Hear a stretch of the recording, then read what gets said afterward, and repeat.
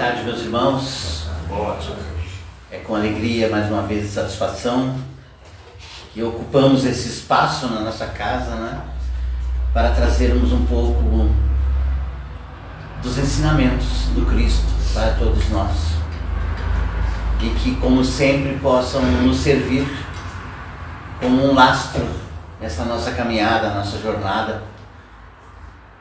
Se esperamos alcançar ou identificar os passos do Mestre, é por este caminho, minha gente, através dos seus ensinamentos. Dando seguimento no planejamento da casa, que fala sobre as leis naturais. Essas leis, elas chegam para nós como as leis da revelação divina. As leis naturais são as leis que Deus nos emite através da própria natureza, da sua criação.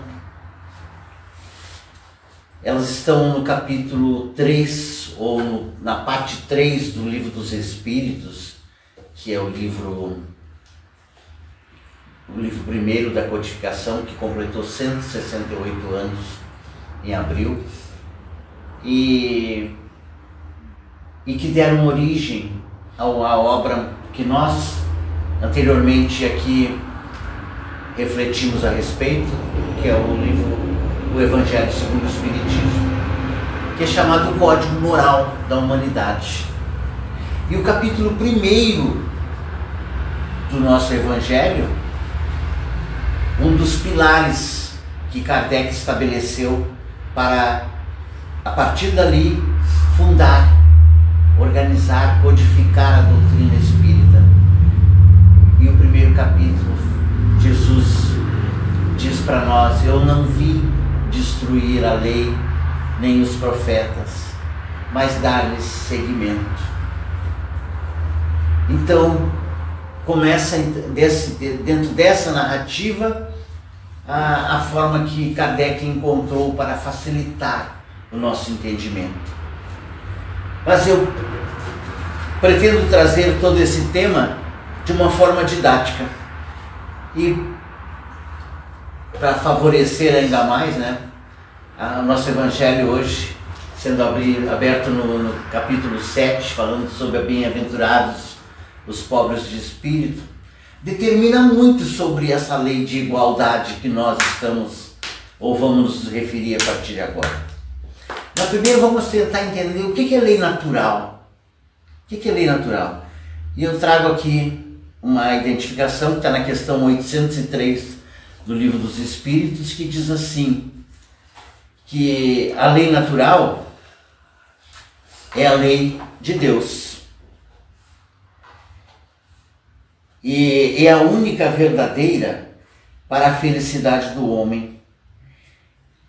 Ela lhe indica o que deve fazer e o que não deve fazer. E ele, o homem,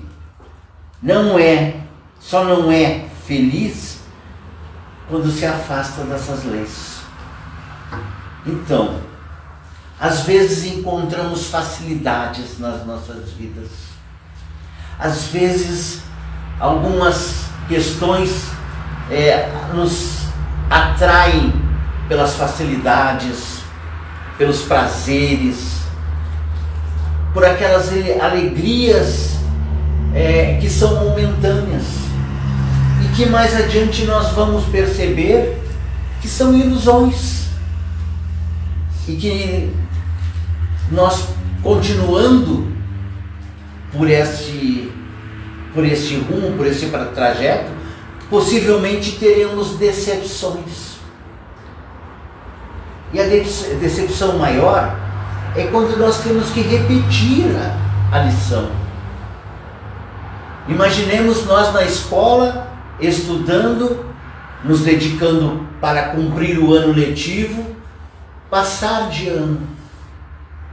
E aí, por algum desleixo, porque não fizemos um trabalhinho que o professor pediu, porque não estudamos para a prova, que era básico para trazer a avaliação do nosso entendimento, não é um desleixo, é uma falta de dedicação. E aí rodamos na matéria, podemos rodar no ano, inclusive. Pelo menos era assim na nossa época, né, gente? Agora um pouco diferente. Mas a lição prevalece, a forma que se estabelece prevalece. Que se não obedecermos passo a passo as regras de comportamento na sociedade, essa mesma falta de obediência pode trazer consequências danosas para todos nós. Pois bem, as leis são assim. E aí nós vamos pensar nas leis que regem a nossa civilização humana, as leis no mundo, as leis no nosso país, na nossa cidade, e tudo estabelece uma regra de comportamento para todos nós. Se é para um de vocês, é para mim, é para todos. Porque é a forma mais justa que tem de ser. Agora, as leis na sociedade humana, seja na nossa cidade, no nosso país, seja onde for, elas são variáveis de acordo com a circunstância. Ao contrário, as leis naturais, as leis de Deus, que estão dentro da natureza, da criação divina, essas são como Deus, permanentes. E muito antes de nós aqui chegarmos para habitarmos esse lugar, esse nosso planetinha, essas leis já existiam. É inerente à condição da presença humana no planeta. E não podia ser diferente. Bom, seguindo da forma didática,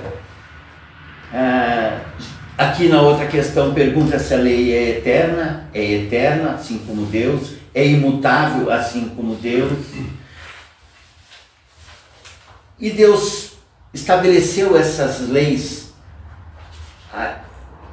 de acordo com a época, de acordo com o momento? Não.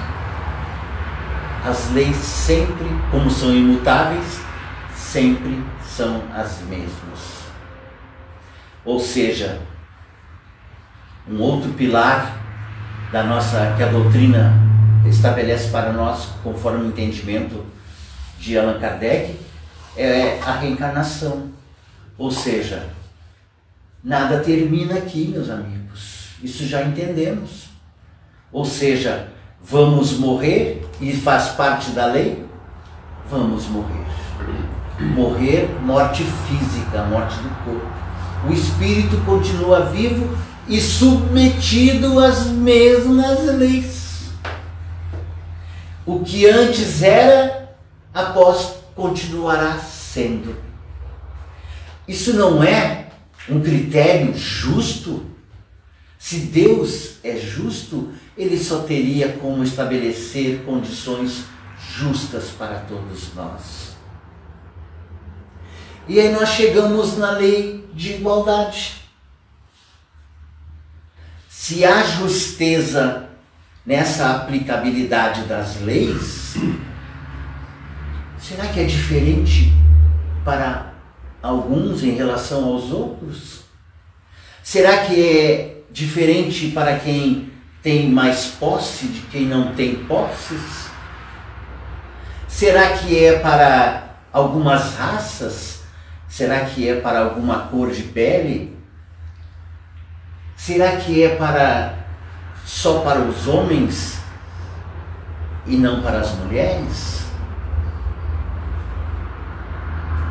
Será que é só para quem é espírita e não é de outras religiões? Deus não tem duas formas de estabelecer esses critérios. Não estabeleceu sobre mais de uma visão, sobre mais de um ângulo. tudo está de acordo com a natureza, tudo da mesma forma. E tudo isso está dito, está determinado, está escrito. A lei de igualdade é uma das 10 leis naturais. E essas leis naturais, só para a gente ter o conhecimento, elas são tão definitivas que elas já existiam até mesmo antes da vinda de Jesus aqui no nosso plano terreno. Há 1.600 anos atrás, ou melhor, há 3.600 anos, 1.600 antes do Cristo, Moisés também subiu ao monte e lá recebeu a tábua dos 10 mandamentos, na forma gravada a fogo, porque era um dos recursos que tinha na época, gravado, pirografado, como a gente deveria dizer, para que nunca mais se perdessem, para que nunca. É diferente de escrever na areia, que o vento sopra e se apaga. Na pedra ficou gravado. E essas nossas leis naturais que estudamos dentro da doutrina espírita estão relacionadas os mesmos 10 mandamentos. Os mesmos 10 mandamentos. Então, vejam como é antigo tudo isso, né? Como isso vem trazendo para nós uma maneira de nós nos reportarmos a essa condição de aplicabilidade das leis e do valor que elas têm para a sociedade humana, para a sociedade dos homens e também espiritual, para que nós possamos ter um norte, uma visão de onde chegar e onde alcançar. Vamos ver dentro das questões que falam para nós que o início da história do pensamento é marcado pela passagem do pensamento mítico, do mítico ao pensamento racional.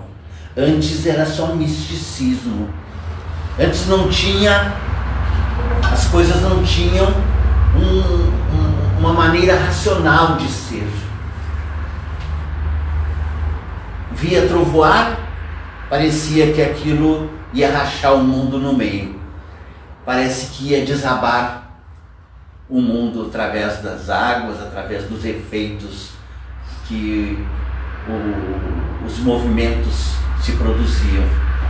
Com o tempo nós fomos colocando sentido nisso. Sabemos que o trovão vem através do choque de nuvens e de nuvens carregadas de água. Isso é científico, gente. Foi chegar mais tarde. Então esta é a parte racional que nós tivemos que ir aprendendo com o passar dos tempos. E essas coisas vão se movimentando de forma contínua, forma continuada. Pois bem, havia a necessidade de que se estabelecessem alguns padrões para isso.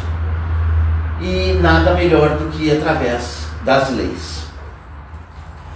A lei de igualdade, a qual nós estamos tratando mais pessoalmente, ela fala assim, que nós estamos colocados nessa nossa condição no planeta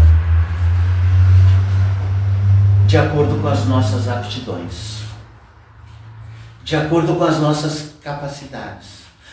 E isso quer dizer que alguns vão entender um pouquinho antes, outros um pouquinho mais tarde, mas que todos um dia chegarão neste mesmo entendimento. Porque Deus não prevê, ou que as suas leis não estabelecem, que só alguns chegarão. Mesmo que não seja nessa nossa habitação atual, que sejam em outras. Como temos notícia através da própria codificação, através da própria literatura, de outras moradas que existiram e de outras que vão existir, para dar prosseguimento à criação divina. E melhor do que isso, que Deus está sempre criando. Deus não para de criar nunca. Ou seja, Ele não é de acordo com o mito, de acordo com aquela ideia que se estabeleceu, que Ele trabalhou 6 dias e descansou no 7º. O nosso espírito trabalha 24 horas por dia. Uma parte durante o período que estamos lúcidos, acordados, e outra parte quando estamos em repouso. O corpo repousa, o espírito continua trabalhando, operando. E tudo trabalha no universo dessa mesma forma. É uma condição de igualdade. Nós vemos que enquanto nós dormimos, enquanto o nosso corpo adormece, a vegetação cresce, o tempo oscila, ora está frio, ora está calor. O sol, ele tem etapas, ele tem épocas diferentes. Neste período de inverno, eles aparecem mais tarde, se põem mais cedo. Então são tudo questões, mas que estão dentro do formato, dentro das regras da natureza. Por que Deus, na sua bondade, na sua sabedoria, não determinou para que todos nós tivéssemos as mesmas aptidões? E isso está dentro da lei de igualdade. Por quê? Porque Ele nos deu uma condição de nós exercermos a nossa própria autonomia. Uma palavrinha que nós ouvimos com muita frequência, o livre-arbítrio. Ele deu a cada um de nós a liberdade de escolher de que forma nós queremos que seja a nossa vida, que sejam os nossos dias. E ao mesmo tempo Ele não determinou que isso fosse sempre assim. Porque o nosso livre-arbítrio, ele pode nos conduzir de uma forma racional por outros caminhos. Ou seja, se nós observamos que a forma que nós estamos vivendo, que a forma que nós escolhemos para cumprir o nosso roteiro de vida não é o melhor, não é o mais satisfatório, nós temos a liberdade de trocar, de viver diferente. Então, isso não é, como nós costumamos dizer da doutrina, engessado, gente. Não, como os velhos conceitos, como as velhas tradições, as velhas culturas diziam, nasceu assim, vai morrer assim. Não, gente, não é assim. Agora tem um fator determinante para essa nossa livre escolha. E por isso, com muita propriedade, o Leandro destacou na semana passada, quando falou da lei de liberdade. Nós nos condicionamos a fazer as coisas pelo lado que nos favorece, e se assim não o fizermos, nós teremos consequências. Então, nós temos livre-arbítrio, mas não temos total liberdade, em que isso seja aquela expressão muito atual, né? Que tenhamos um feedback para tudo que a gente faz, para que tenhamos um retorno. Ou seja, tudo vai acontecer de acordo com a forma como nós nos capacitamos para ou nos educamos para esta vida. Então a variedade de aptidões, ela é necessária, gente. Ela é necessária. Porque somos semelhantes, não somos iguais. Não somos iguais. Os nossos dedos das mãos não são igual um ao outro. A minha mão não é igual. Não estou falando em características físicas. Estou falando em identificação. Nada é igual, somos semelhantes. Embora muitas vezes tenhamos atitudes parecidas, lá no íntimo nós temos pensamentos que se distinguem. E nós não temos como penetrar esse íntimo do nosso pensamento, da nossa consciência, ou melhor, da consciência do outro. Muitas vezes não governamos nem a nossa. Quantas vezes tentamos parar para nos concentrar em alguma coisa e de repente o pensamento oscila e viaja muito, não é mesmo? E temos que, como se tivéssemos uma cordinha, puxá-lo de volta, né? Trazê-lo de volta. Então, temos também as desigualdades sociais. Desigualdades sociais.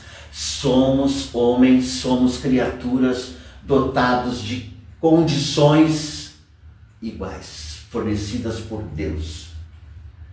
Mas as desigualdades se destacam por aquela escolha que eu falei antes dentro do livre-arbítrio.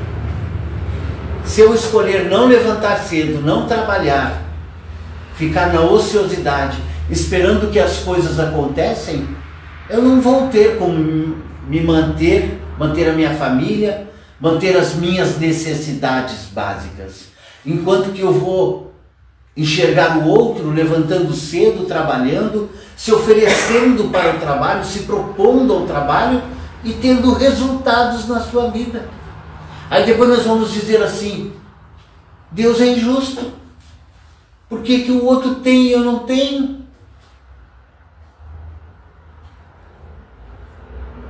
Lembram da condição primária?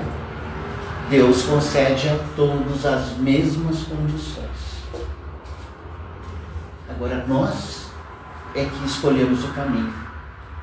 Nós é que fazemos as opções. É como na prova, né? A prova literal. É múltipla escolha. É A, B, C, D, E. 1, 2, 3, 4, 5. Qual é a opção que eu quero? Eu vou escolher. Mas o resultado vai vir de acordo com essa escolha. Então por isso tem as diferenças sociais. Assim como as diferenças sociais, tem as diferenças das riquezas. E isso passa também por um outro critério, né? Como não somos marinheiros de primeira viagem, como não somos espíritos que fomos criados para viver este momento único, nós somos espíritos já de outras caminhadas, e isso justifica a sabedoria divina também, que não determina o final de tudo, cumpridos os ciclos. Nós temos a oportunidade, mesmo que não lembremos, de rever a nossa jornada. Isso se destaca muito. Hoje nós estamos aqui, costumeiramente nós estamos aqui nos sábados à tarde, a partir das 14 horas. Esta casa abre as portas. Agora, alguns muitas vezes fazem a opção.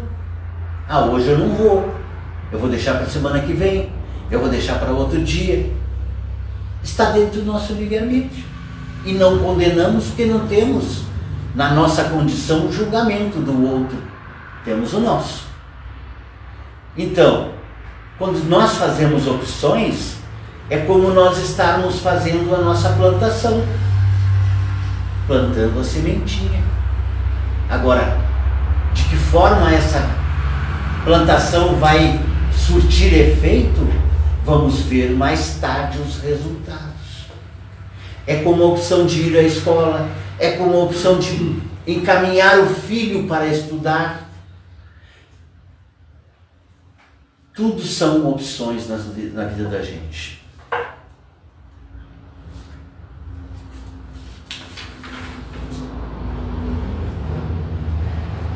É tão interessante que hoje nós, como eu falei inicialmente, nós tratamos muito desta condição homem e mulher, né? Direitos, deveres, leis que se destaquem para o homem e para a mulher. Nós vimos no decorrer dos anos, e voltando os nossos pensamentos para o passado, para a história, e é por isso que nós estudamos a história, gente. Olha o valor que tem a história para todos nós. Para avaliarmos os velhos conceitos, as velhas tradições. Como é que a mulher era tratada no tempo antigo? Ela se submetia aos rigores dos pensamentos dos homens. Faz pouco tempo, quando era permitido ainda, eu conversando com uma pessoa, e ela me diz assim: eu não tenho CPF porque eu uso do meu esposo. Gente, CPF quer dizer cadastro de pessoa física. É uma identificação pessoal, uma identificação pessoal. E isso é não só uma necessidade, é uma obrigação de cada um de nós, para dizer que nós existimos. Então, a mulher passou a ter um CPF no final do século passado, gente. No final do século passado. A mulher pôde votar no final do século passado, gente. Anteriormente, falando das nações, a mulher não podia nem dirigir um automóvel, não ter a carteira de habilitação. Em muitos países ainda não tem até hoje. Mas a lei fala a respeito de igualdade de direitos do homem e da mulher. E na questão de 817, Kardec pergunta assim: diante de Deus, o homem e a mulher são iguais e têm os mesmos direitos? A resposta dos espíritos: Deus não deu a ambos a inteligência do bem e do mal e a faculdade de progredir? É uma pergunta sobre outra pergunta. Deus não deu as mesmas condições? Deu. Então, esse direito da mulher data dos primeiros anos, lá ainda primitivos da nossa história. Porque é lei divina, é lei da natureza. Então, o horário já se esgotou, mas nós pensaríamos assim, né? Por que nós insistimos tanto em contrariar essas leis, se elas acabam só protelando o tempo? Se elas acabam só atrasando o nosso relógio biológico? Porque a vida segue. E nós temos que ter esse discernimento a respeito de tudo. E por isso Kardec fecha este capítulo sobre a lei de igualdade, que é o capítulo 9 do livro 3º do Livro dos Espíritos, com relação à igualdade diante do túmulo. Ele fecha com a morte. De onde vem o desejo de se perpetuar a memória pelos monumentos fúnebres? De onde vem o desejo de perpetuar essa ideia? E os espíritos respondem: é o último ato do orgulho. É lá no túmulo, ou lá na condição de estar com o corpo estendido, sem vida, desanimado, sem ânimo, que nós vamos perceber o que adiantou toda a pompa e circunstância que viveu, toda a ostentação que diz ali o capítulo Pobres de Espírito, se todos são iguais e vão e têm o mesmo destino. Fica dentro desse aspecto de observação, observância da lei, aquilo que cada um de nós vai produzir, cada efeito que isso vai se repercutir durante a nossa existência e após ela. Sabe por que após ela? Porque tudo que nós fizermos hoje aqui, a esse lugar, a essa terra, nós voltaremos, gente. E vamos usufruir das omissões e das faltas que nós mesmos estamos providenciando hoje na nossa atual existência. Seja na educação dos filhos, dos netos, dos nossos sucessores, que amanhã ou na vida futura nós seremos reconduzidos para uma vida terrena novamente por necessidade de executarmos a lei. Fica aqui para nós essa mensagem, né? Num momento atual onde tantos estão tentando se sobrepujar pelo poder econômico, pelo poder do posto, da condição que exercem, mas como filhos de Deus não são melhores do que ninguém.